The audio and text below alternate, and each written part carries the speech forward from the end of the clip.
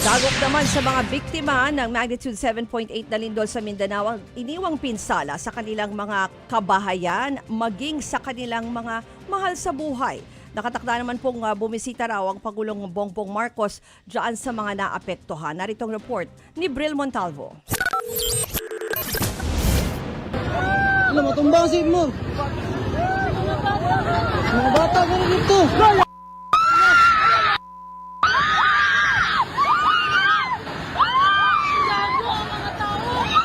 Gumuho ang grocery store na yan sa Barangay Kalumpang, General Santos City sa kasagsagan ng magnitude 7.8 na lindol sa Mindanao. Ang masaklap, may mga taong natabunan sa loob. Kita sa drone video na ito ang wasak na pamilihan. Mula kahapon, patuloy ang search, rescue and retrieval. Nagpasok na rin ang mga K9 unit para hanapin ang mga biktima. Kabilang si Nanay Oslinda sa mga naghihintay na masagip ang anak. Sabi sa akin, bukas na lang magbalik na kayo kay mag-retrieval, hindi na rescue. Kaya wala ng heartbeat. Mahirap tanggapin sa nanay. Yung anak nandoon hanggang ngayon. Iwan ko, gusto lang ko nga ngayon magkuha na doon para nga manahimik na kami. Ayon sa mga rescuer, hirap sila sa pagsagip dala ng sunod-sunod na mga aftershock. Pagdating po ng ating structural engineer, nakita po nila kung gaano po siya kadelikado sa loob. So, as advice niya po, hindi na po talaga safe na mag-ano sa loob. So, ang sabi niya po, kailangan po natin ng mga heavy equipments para makuha na po talaga yung mga debris sa taas.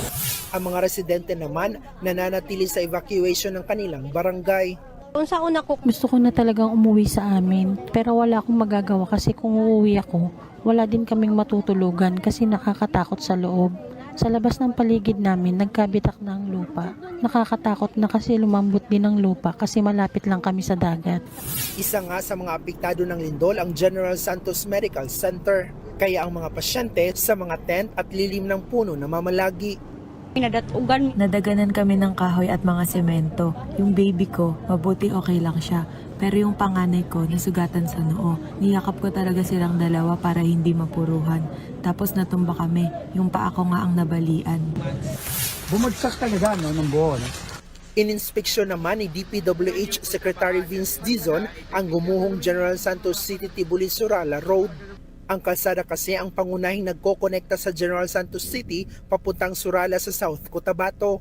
Suspendido pa rin ang lahat ng antas ng klase at maging trabaho sa Jansan. Bagamat bumalik na ang supply ng kuryente sa ilang barangay ng lungsod, pero pahirapan pa rin ang linya ng komunikasyon maging sa internet.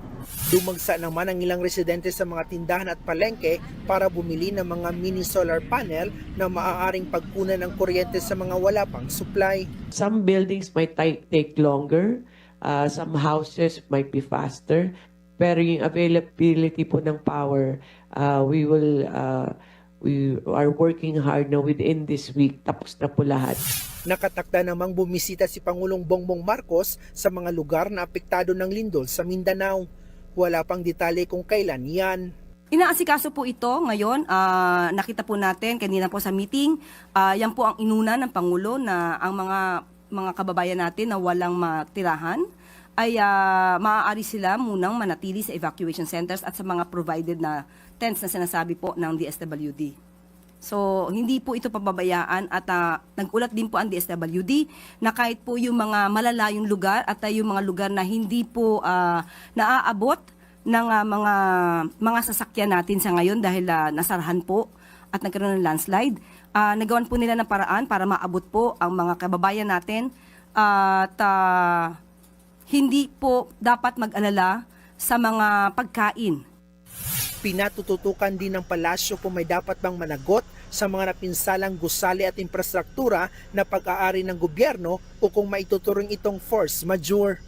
Nagbabalita mula sa Frontline, Bril Montalvo, News 5, Mindanao. Mga kapatid, patuloy po kayong tumutok sa 105.9 True FM para sa totoong balita, impormasyon, music, and entertainment. Mag-subscribe sa aming YouTube channel at podcasts. At sundan nyo rin po kami sa Facebook, Instagram, X, TikTok sa True Network PH. Bisitahin din po ang aming website, truefm.ph at panoorin kami sa True TV Signal Channel 19. Kami po ang 105.9 True FM. Laging true sa'yo, kapatid.